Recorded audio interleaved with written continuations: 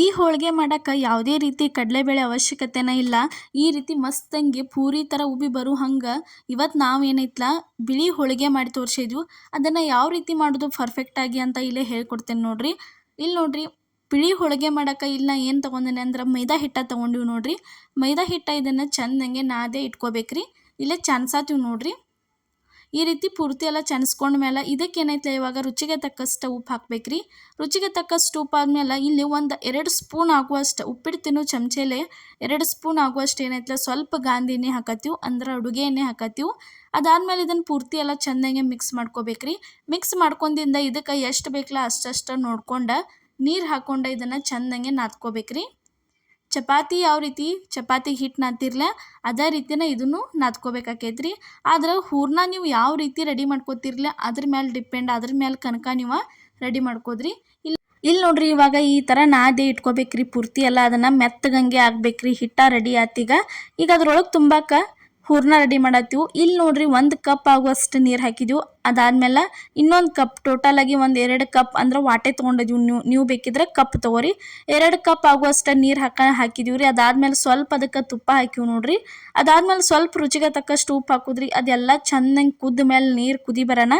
ಇಲ್ಲಿ ಯಾವ ಕಪ್ಪಿಲೆ ನೀವು ನೀರು ತೊಗೊಂಡಿರ್ತಿರ್ಲ ಅದೇ ಕಪ್ಪಿಲೆನ 1 ಕಪ್ ಆಗುವಷ್ಟು ಏನೈತಲ್ಲ ಅಕ್ಕಿ ಹಿಟ್ಟು ಹಾಕತ್ತೀವ್ರಿ.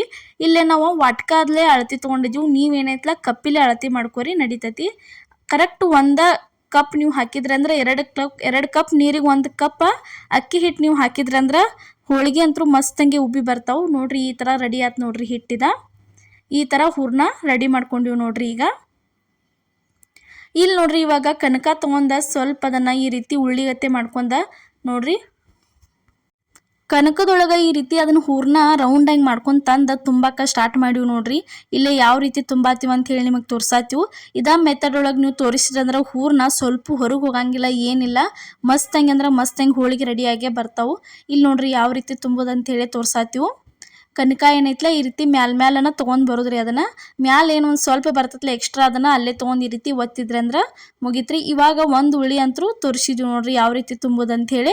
ಇಲ್ಲಿ ನೋಡ್ರಿ, ಅದನ್ನ ಇವಾಗ ಹಿಟ್ಟೊಳಗೆ ಎದ್ದಾತೀವಿ. ಈ ಥರ ಹಿಟ್ಟೊಳಗೆ ಎದ್ದೆ ತಕ್ಕೊಂಡ ಈಗ ಲಟ್ಸಾಕ ಸ್ಟಾರ್ಟ್ ಮಾಡ್ಬೇಕ್ರಿ. ಇಲ್ಲಿ ಏನೈತಲ್ಲ ನಾವು ನೋಡ್ರಿ ಲಟ್ಸಾಕ ಯಾವ ಹಿಟ್ಟು ಅಂದ್ರೆ ನಾವಿಲ್ಲಿ ಅಕ್ಕಿ ಹಿಟ್ಟು ಯೂಸ್ ಮಾಡಿದ್ವಿ, ಮೈದಾ ಹಿಟ್ಟು ಯೂಸ್ ಮಾಡಿಲ್ಲ. ಅಕ್ಕಿ ಹಿಟ್ಟು ಹಾಕಿರೋ ಹೋಳಿಗೆ ಮಸ್ತಂಗೆ ತಿರುಗ್ತಾವೆ ನೋಡ್ರಿ. ಈ ಥರ ನೋಡ್ರಿ ಚೆಂದಂಗೆ ಎಲ್ಲ ನೀವು ಈ ರೀತಿ ಮಾಡ್ಕೋಬೇಕ್ರಿ.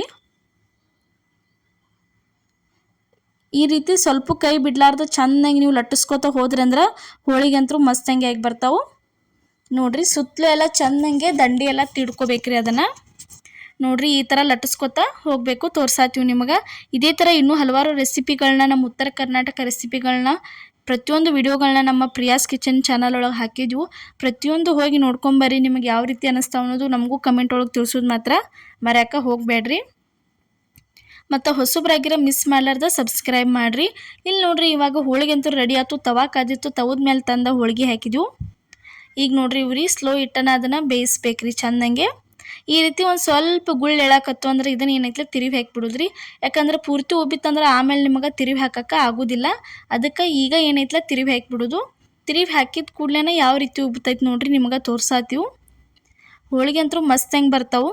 ನೀವು ಇವತ್ತರನ್ನ ಸಾಂಬಾರು ಜೊತೆನೂ ತಿನ್ಬೋದು, ಅದ್ರ ಜೊತೆ ಇಲ್ಲ ಅಂದ್ರೆ ಶೀಕರ್ನಿ ನೋಡ್ರಿ. ಇವಾಗಂತೂ ಬ್ಯಾಸ್ಗೆ ಸ್ಟಾರ್ಟ್ ಆಗೈತಿ. ಇಂಥ ಬ್ಯಾಸ್ಗೆ ದಿನದೊಳಗೆ ಶೀಕರ್ನಿ ಜೊತೆ ಬಿಳಿ ಹೋಳಿಗೆ ಇತ್ತಂದ್ರೆ ಭಾರಿ ಊಟ ಚಲೋ ಅನ್ನಿಸ್ತೈತ್ರಿ. ಅದಕ್ಕೆ ಶೀಕರ್ನಿ ಮಾಡಿದಾಗ ಮಿಸ್ ಮಾಡಲಾರ್ದ ನೀವು ಏನೈತಲ್ಲ ಈ ಥರ ಏನೈತಲ್ಲ ಬಿಳಿ ಹೋಳಿಗೆ ಬ್ಯಾಸಿಗೆ ಮುಗಿಗುಡ್ದ, ಮಾವಿನಕಾಯಿ ಸೀಸನ್ ಮುಗಿಗುಡ್ದ ಒಂದು ಸಲ ಮಾಡ್ಕೊಂಡು ತಿನ್ನಿರಿ.